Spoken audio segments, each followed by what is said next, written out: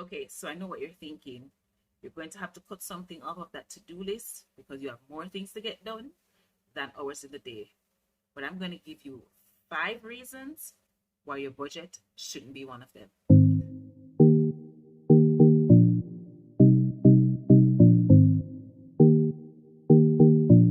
Hey guys, I'm Antoinette and thank you for tuning into my channel. All right, so before we begin, let's just talk a little bit about what is a budget for those who may not know or may not have an idea. But a budget is essentially just you making a plan and telling your money where to go as soon as it gets here, right? So a budget can either be a written budget like pen and paper, or it can be an electronic budget. Namely, most people either you do it on a spreadsheet, like an Excel spreadsheet, or I know there are a lot of budgeting apps that are available now. Me personally, I don't know if it's controlling, but I like to manually do these things. So I do I do my budgeting on a spreadsheet. In Excel, nothing fancy. So a budget is just you telling your money where to go. So the key to a successful budget is ideally to have the budget done before the money arrives, so that there isn't that little span of time where you will feel like you have some wiggle room to do anything else with the money, because that is something I am guilty of, right? I would get my paycheck, get my money deposited to my bank account, and I'm like, all right, I am going to go and stop at the supermarket for a quick minute. I'm going to stop at I don't know, I'm going to stop at a restaurant, get a drink. I'm going to do whatever it is before before I go and do my budget. And by the time I get around to doing my budget, which is maybe a day or two later, not any long stretch of time, I've already blown a chunk of the money. So now I'm going to have to start budgeting with a smaller income than my actual, yeah, with a smaller amount than my actual income. So you don't want to do that. So ideally, you want to have your budget done before your pay hits your account or before you cash that check. So me personally, I get paid from my main source of income, where I do my initial budgeting from. You know, my main scape. That's the income I use to pretty much run my life. So I get paid the 25th. There is no way on the morning of the 25th my budget is not done. So my budget is done from either the 24th, the 23rd, the 18th. Like, it's done before I get paid. And that is one of the key ways to ensure that your budget works. So reason number one, and that was a big thing for me. I am now in my early 30s and I have been working for several years now. I have been working since I was a teen. And money is something I have always struggled with, because money was not something that was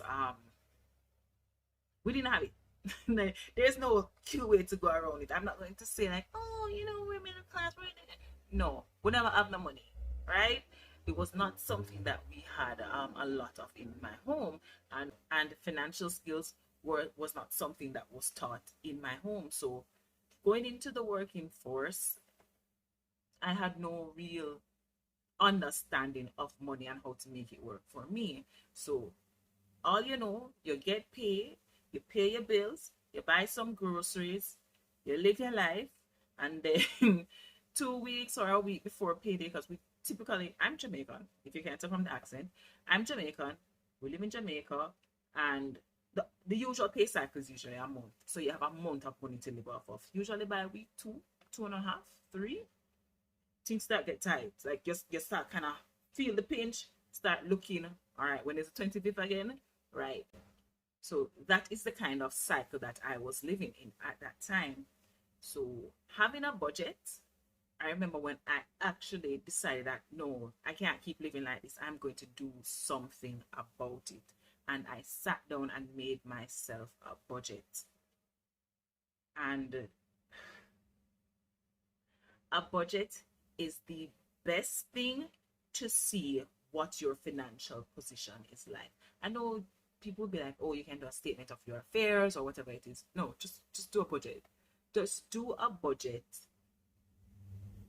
for 1 month or one pay cycle, and you're going to see. Because after I put in my income, I put in my salary, and then I started to list. I didn't even have a fancy budget where things were put into categories. I just had a list. Salary at the top, and then line items. So I would have utilities. But what I did, I didn't just put utilities as one broad thing. I would have electricity, water, internet, car payment, gas, all those things, and I would list them down without paying attention to my income. And when I looked at it, oh, credit card payment.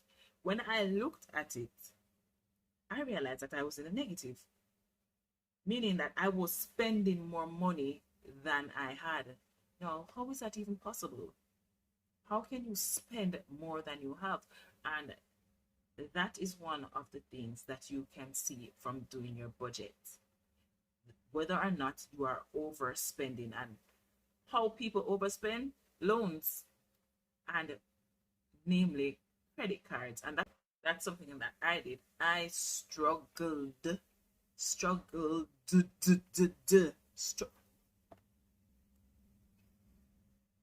all caps, struggled with credit card, because I had no financial discipline muscle to use. So I would just spend, and when the income done, spend out what I said was going to be my savings. And when that is done, credit card I get slapped. Listen to me, what I say, swipe it. Just put it on the card. Put it on the card. Oh, you want it this, mommy? Put it on the card. No, when that time comes and I get paid again, I'll just pay it. I'll just pay it. To the point where my credit card balance was more than my entire month's salary on one card. On one card. I had two cards. I had two cards, and both of them were maxed out, but only one of them, the credit card limit was more than my salary. So one was more than my salary, and the other one was a good chunk of my salary. There was no way I was going to be able to pay those off. So having a budget, let's get back to point number one. Having a budget can at least let you understand what kind of position you are in financially. And that is very important, because when you know where you are, you can know what needs to be done. So number two is that having a budget will highlight any bad spending habits you have. See, I alluded to one of the bad spending habits I had, which was spending excessively on credit, right? So that was a bad habit I have. And it can also show you areas that you overspending. Like me personally, I overspend in body care. So I will forego, well, I will forego certain foods, and I will forego going certain places and doing certain things. I will forego buying clothes, but I will drop money on lotion. Like, I'm so serious. I will see a top and not buy a top for $5,000. I will see a romper and not spend $3,500 for it. But I will see the Fenty, what's it called? The Fenty body drop, and spend the $7,000 that's going to take to get it here, or $8,000 that's going to take to get it here. No, like, no questions asked. I don't have to think twice. Oh, it's out. Oh, it's available. Swipe. Yeah. So having a budget really highlighted where I was spending a lot of my money. So body care was it for me. Number three is that having a budget will help you to really allocate your money properly. So you may be overspending in, I don't know, in food, right? You know that you don't eat as much food as you are buying. So what you could do is simply take some of the funds from the allocation of food and put it into savings or put it in another area where it's actually going to be useful, right? Because, for example, there are people who have a robust saving habit. So I'm not going to just say, all right, anytime you're taking money from an area or you have, I don't want to call it free money, but you're overspending an area just because you're moving the overspent money to another area. I'm not going to just say, put it in savings, invest it, invest it. Sometimes it's okay to be kind to yourself within reason. And if you know that you are underspending or underfunding a particular area, put it in that area.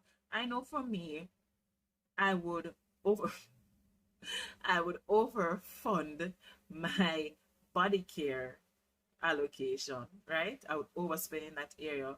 But after doing a budget and realized what was happening, I moved some of that money to the petrol allocation because for some reason, underfund petrol, I don't know what it is that made me just feel like I spent less gas than this. Like I spent less money on gas than this. And every month it was roughly around the same figure each time. So that is reason number 3 to have a budget. It will help you to allocate your money to your appropriate spending areas correctly. All right. Okay, so reason number 4 is that it will help you to realize any mistakes or any discrepancies happening with your bills. Now, let me give you an example. Or not even an example. Let me tell you what happened to me recently. It was in December that all right, so we're talking in Jamaican dollars. My water bill came to $2,000. It's usually around $7,000. So I'm saying, okay, I'm not mad. I don't mind a drastic drop in the water bill. That look good. But anything that that looks too good to be true, especially with water commission or JPS, it usually is, right? So I saw the $2,000. I didn't say anything. If it was their mistake, toughies. Like, seriously, don't act like you don't think that way sometimes too, right? So I saw the decreased water bill, but it was a red flag for me. I knew that there was something off. The next month, my water bill came to 3 times as much as it usually is. Because by that time, there was the current water bill, some other fee, as well as that month where the bill was $2,000 because there was a mistake with their meter reading and therefore they sent me the incorrect figure. But I say that to say that having a budget will immediately highlight when there are some discrepancies or red flags in your bills or your expenses. I would say that it will also highlight if there there are any red flags or discrepancies in your income. But for most people, if somebody short you pay, you're going to notice that same time. You don't need your budget to know that, all right, my pay is 100,000 and you gave me 90. You're going to notice. So let's just focus on the fact that it will help you to realize that there are red flags with your expenses. And fifth and lastly, having a budget or doing a budget will help you to better plan for future expenses. For example, you have your car insurance. Yeah, you have your car insurance to pay. Your insurance is due in July and you only pay it once for the year. So rather than the end of June, you're scampering to find that money to go and pay for your insurance that is due in July. You could have set up your budget and put a line item in there for your insurance, right? That is usually called having a sinking fund, and we can discuss and we'll discuss that in a future video, how to set up sinking funds, which are pretty much just saving accounts or saving lines for expenses that are going to happen in the future and they're not usually monthly recurring expenses. But yeah, having a budget will help you to better take control of that kind of situation. So there are 5 reasons why you should not skip doing a budget. So to recap, number one, I have the list right here. So if you see me looking down, number one is to understand your financial position and see if there's something that needs to be done. Number two, it will highlight any bad spending habits you may have. 3, you can notice any issues that you have with your expenses or any other red flags.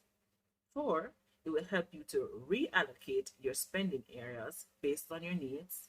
And 5, it will help you to plan for your future. All right, so thank you guys so much for sticking with me throughout this entire video. I hope it was helpful, and see you guys in the next one. Bye.